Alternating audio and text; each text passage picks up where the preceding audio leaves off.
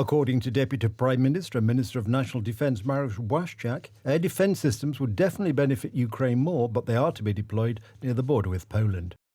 After successive missile attacks by Russia, I asked the German side that the Patriot batteries proposed to Poland be transferred to Ukraine and deployed near the western border. This will save Ukraine from further casualties and blackouts and increase security at our eastern border. I think that the kind of proposal we have made will be a good proposal that will protect this strip of land, this border of ours, this western borderland, the Ukrainian-Polish borderland and the eastern Polish-Ukrainian borderland.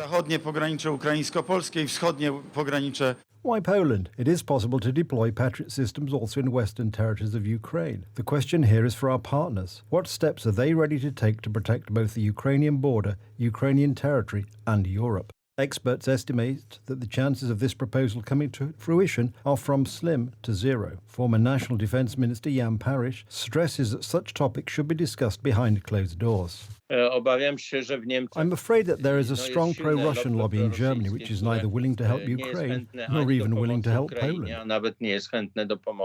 A summit of the Organisation for Security and Cooperation in Europe was held today in the Polish Parliament. Poland chairs the OSCE this year. Foreign Minister Zbigniew Rau said that only unity can ensure the strength of the OSCE. I continue to believe in our partnership and to believe in the power of our collective effort. Through cooperation, I know we can confront and together tackle the threats we face. Together, we can undo some of the harm done. Together, we can return to progress, to peace. A special participant in the summit was President of Ukraine Volodymyr Zelensky, who called for Russia's exclusion from the OSCE. Only thanks to Poland's decision, there are no representatives of the aggressor among us today. Russia is shelling us every day with artillery and missile systems. We can now see who is realistically helping Russia and who is threatening. The world sees this, and we will draw conclusions about who was in solidarity and who was afraid, who was paralyzed by fear and was not active in supporting Ukraine. The European Union continues to support and embattle Ukraine. Work is continuing on another sanctions package targeting Moscow. We are working hard to hit Russia where it hurts, to blunt even further its capacity to wage war on Ukraine. And I can announce today that we are working full speed on a ninth sanctions package.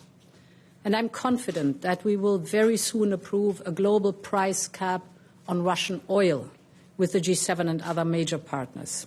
We will not rest until Ukraine has prevailed over Putin and his unlawful and barbaric war. Yesterday, the Russians launched 70 cruise missiles precisely targeting key elements of Ukraine's national electricity system. The missile attack shut down all of Ukraine's nuclear power plants and cut off power to almost the entire country. Currently, power is gradually returning. What happened in the last 24 hours has been causing horror and dismay. That's because it is the city of Mykolaiv, the logistical base for the extensive aid to Kherson, but not only the city of Kherson, but the 189 towns liberated during the counter-offensive as well. Ukrainians are not losing their fighting spirit despite everything. I don't see any reason to negotiate. The first step must be taken by the Russians. For starters, they must stop shelling us. We have electricity and internet in the office, but no water. To make coffee, tea or oatmeal, I have to get water first. Ukraine is our land and this is where we will stay. The police chief of the Kiev region reported that in his region alone, the bodies of nearly 1,400 civilians who were killed between the 24th of February and early April have been exhumed. An exchange of prisoners of war took place today, according to the head of the Ukrainian presidential office.